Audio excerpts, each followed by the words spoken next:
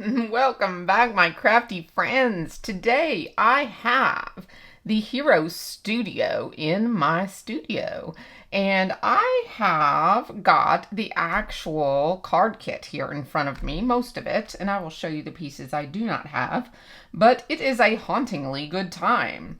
So we have the cardstock, we have the big stamp set, and this stamp set is quite eerie, but I have different plans for it. Now, let me show you it up close. We have multi-layer stamping to create a gentleman and to create a lady. And then we have some spooky sentiments. I do love the font. They read, "'Tis the season to be spooky, happy Halloween, happy haunting, hocus pocus, boo to you in trick or treat." Now, we also have a jack-o'-lantern if you want to put one of them on his head. And then we also have registrations, which help you line up your stamping. So you can use these in your MISTI. It'll actually line up exactly with the stamp layer that you're doing next, and you'll be able to stamp perfectly every time, which I think is genius. So we have those that come with it as well. And then we have the dies. So you actually get a great set of dies here. You have the die for the lady and the gentleman. You have a die for the spider web. Let me pull that down a little bit. The spider web has its own die.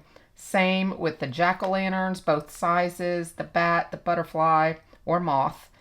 Then you have the mask here, has its own die, and then all of the sentiments have dies. Then, if that's not enough, you have this Victorian frame, which is awesome. I love this frame. I'll show you how to do that. Then you have a few other moths or butterflies, depending on how you color them. Another actual mask to put over their faces if you want to dress them up. And then that's the outer frame if you're wanting to do a back like a shaker, or if you wanted to do a spooky light up card and have them coming through the back end. If you do the top layer in vellum and then you put them on this piece behind the vellum and you add a light, which comes with your kit, you can make him appear in the frame without anyone seeing it. So they'd push the button and appear the man behind, or the woman behind the glass. So it's really spooky and cool. And there is a YouTube video out on the Hero Arts website that shows you exactly how to do that, which is really neat. So let me show you the cardstocks that come in the card kit. And then I'll show you the other items too. So we've got a black, and then we've got 3 colors of teal. We've got some yellow, oranges, and then into the corals. So those are our color palette for this month. And then you're also going to get a piece of this holographic paper and a piece, I believe this is white. It might be, I'm not sure if that is white or silver. I can't tell by this image. And then you're going to get a Pear Blossom Press light, a 1 light. So you'll be able to do that mirror effect in your actual frame. So that is your actual card kit of the month.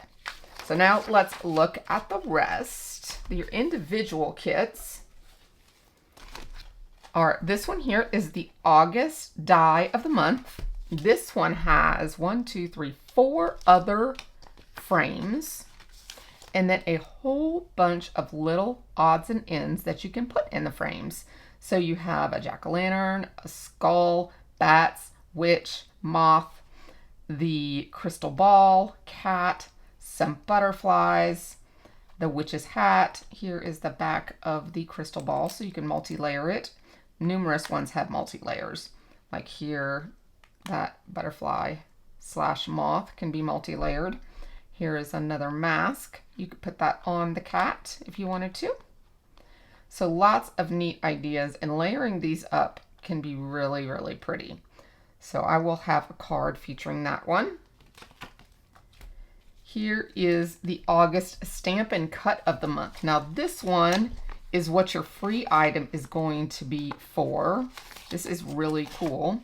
You have the coordinating dies back here, and you can also make this into a shaker, this crystal ball. You have all of your sentiment dies here as well. All 3 of them have a sentiment die, along with all of your butterflies / moths. The only thing I see that doesn't is your little crystal effects, like your diamonds, your little, doodads that you would put, just stamp kind of around. So that's the only things I see here that do not have dies. But this crystal ball, if you buy the whole studio, which is all of the kits, and you get a big discount when you buy those. But if you do decide to get that, you get this Magic Mist stencil for free. Now, but this is pretty cool. You've got this double layer circle stencil that fits right inside the ball, the glass ball here.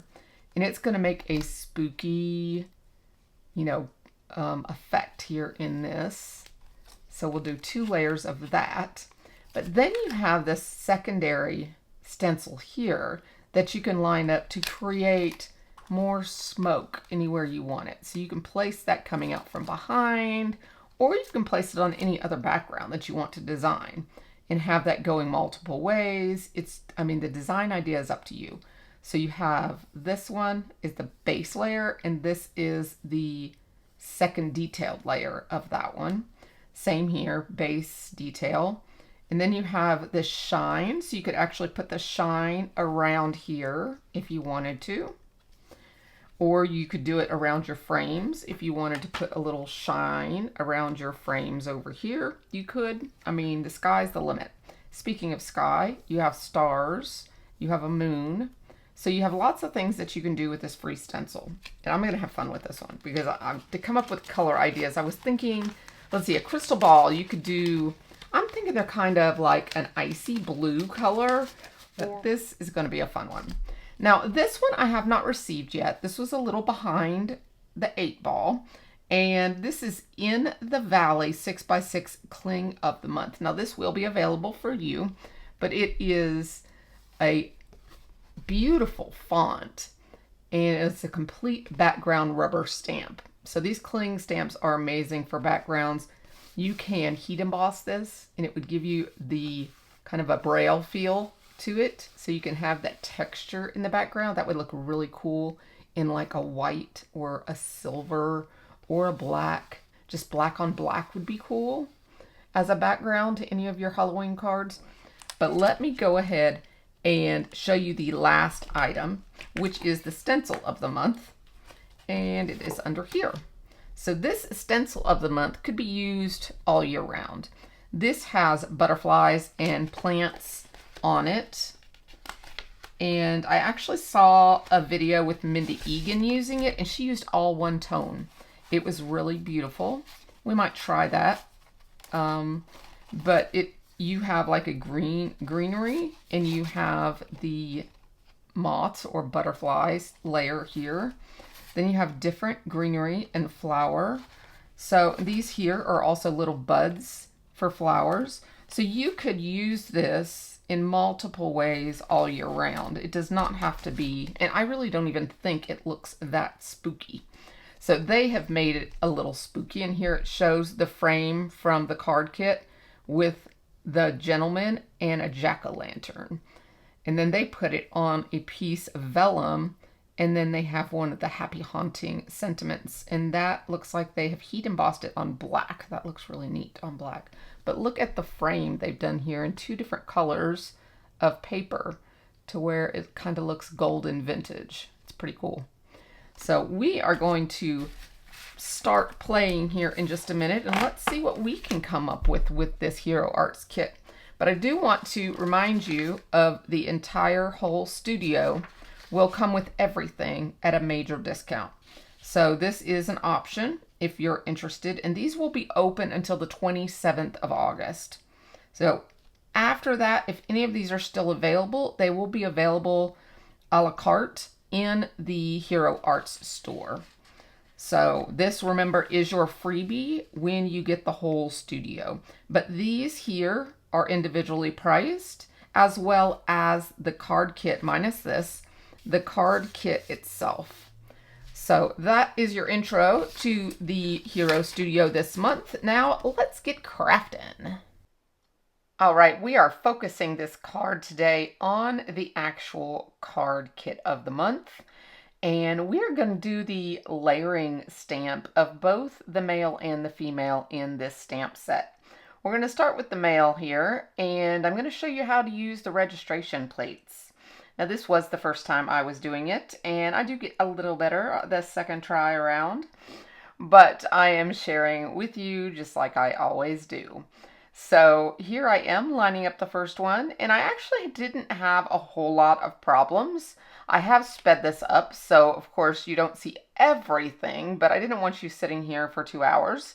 So I have done that, but I will tell you exactly what happened. The registration sometimes slips a little bit, and I was not using tape. So of course I always tell you everything, and when you go to use the registration, it lines up perfectly. I mean, it helps so much. But make sure you tape it somewhere on your MISTI so that it doesn't slip when you go to let go of it and close your lid. That is the only place you're going to run into any problems with it, is right here where you're lining it up. And right there I decide to go ahead with the background stamp for his face.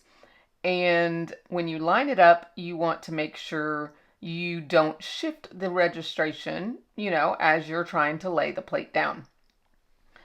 So these colors I'm listing all at the bottom of the screen, and realize you can hit the little gear on the YouTube video and slow me down if you want to watch this the first time and listen to me. And then afterwards, you can slow me down and mute me and watch this in slow motion. So realize that that is an availability to you when I do speed these longer videos up, because this is a video here that has lots of steps, but I want you to know the steps so that you can learn from them. Now, I have grabbed a Post-it note, and I'm not doing this the conventional way. I'm doing this the hard way, and I shouldn't have. I always tell it myself. But I left it in because I'm just showing you can do it this way, but really you should stamp the stamp on the Post-it note and then just trim it out and fussy cut it. But if you're not a fussy cutter and you just want to roll with it and maybe not get a perfect stamp, you can just pull and rip and all of this jazz like I'm doing here. As long as the outcome is to your liking, it works, guys. It works.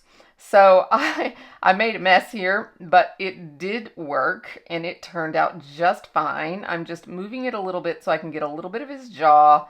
It's, not beautiful, but hey, I was happy with it. So I was just showing you it can be done, but hey, just stamp a piece of masking paper or a Post-it note and then fussy cut it out and it'll fit your masked area perfectly. But hey, I just had this sitting next to me, and rather than digging out the masking paper and all that jazz and stamping it and fussy cutting it, I just did it the hard way. But it still works, doesn't it? So I'm going to stamp this one here with a different color so the jacket is outlined in a different color than the face. There we go. Now let's do the little lady. I'm just prepping my stamp right there. Gonna do her in pink sand. I want her to match my cardstocks in the kit. I went ahead with him and did light blues instead of the teals in the kit because I just wanted him kind of a soft, rugged blue. I wanted these vintage. I don't want anything Halloween-y, I wanted to go vintage. So 4 of my cards today you will see are vintagey. And then you get 1 Halloween card at the very end. So if you're a Halloween person, stay tuned. You'll get 1 eerie, scary card. But I wanted to go vintage. So when I saw these guys, I thought of the olden days. And I love my Englisher movies and all of the different, all of those kind of movies. So I went ahead and did 2 dashing and elegant vintage characters. So I'm lining this one up without the actual registration there because I can see her eyes through the stamp. The eyes are left stark white there. So I was able to see them really well and I didn't use the registration. So it's up to you to use it or not. But here I wanted to make sure I had this hair on properly, so I went ahead and used it again. Now, top tip, use your bigger MISTI if you have it. Because you'll see here, actually it wasn't with this one, it was earlier, but I had to move my paper to get the last one done on the gentleman. And so when you're doing this, if you have the larger area of either your MISTI or your stamp wheel, go ahead and give yourself the bigger area. I'm using my mini and you know, it still worked, but I did have to move my paper around a little bit. So now I'm going to use these vintage frames. Now I love these frames. I could see myself using them for a lot of different things. Now these frames could be decorated like bats if you wanted them to have little bats on these little edges, but they do not look like bats when you use them like this at all. So just know that you could jazz these up and make those look like bats if you wanted them to, but I don't think they look like bats when they're done like this. So just realize that if you want them to be spooky, you could make them spooky. But I am layering these up and just inking them here and there to give them contrast. And now I'm going to ink the background edges a little bit just to kind of distress this. I want this to look old and, you know, have that rustic and aged look. So I'm just taking that and just making it vintagey. And it just, you know, so it's not stark white. I didn't want it stark white. So we're going to do the same thing with her. And I actually had to have him go landscape instead of portrait because I trimmed him down. The scrap he was on, I trimmed him down too far. And so he's actually not filling his whole entire frame, but it all worked out fine. And I actually like the layout at the end. So I'm just kind of inking the edges here again, not all of it, just a little bit. And that way the colors are perfect to the ones I used in the actual inking of them. And it really ties the cardstocks in with the people themselves that I inked. I love that, to pull everything together. Now, let's get inky. Speaking of ink, let's really get inky. So we're going to make some vintage backgrounds with Distress Spray Stain. Now, I'm using two colors that don't always, love each other. So, if it was more of a yellow and a blue, it would make green. But, it can also make mud when you add the brown in there. So, just be careful and go slow. So I'm doing a little bits of spray and then I am drying it immediately. I'm pouring it off the edges as I go. And I'm just doing light layers and dry, light and dry, light and dry. Now on this first one, I go a little dark here and it gets darker than I was planning. Let's just put it that way. So I end up doing a second background, but I ended up loving it at the end.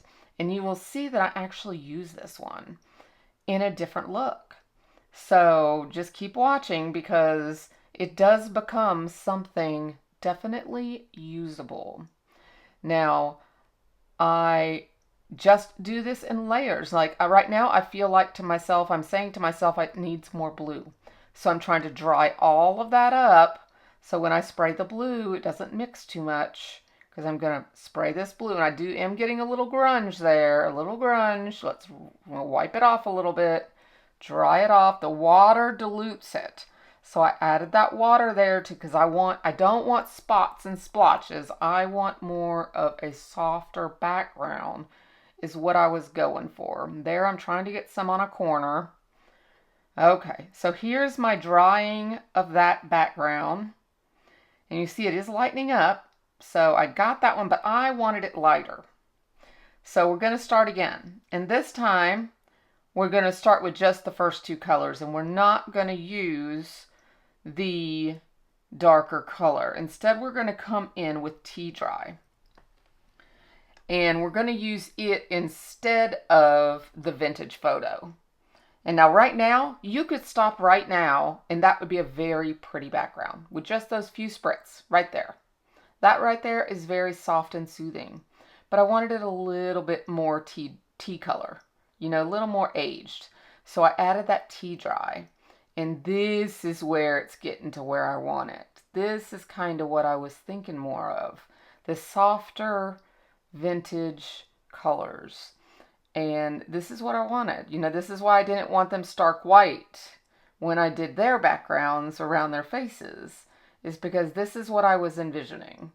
So I'm really getting happy with that. And now here are my characters coming on board. Now we're still not done. I'm going to add some layers of actual kind of distressing and multimedia here to give this more interest, okay? I'm thinking of stamping in 3 places, but look, here's the comparison of these 2 backgrounds we've made here. So be watching at the end, you're going to get to see the finishing of that first background.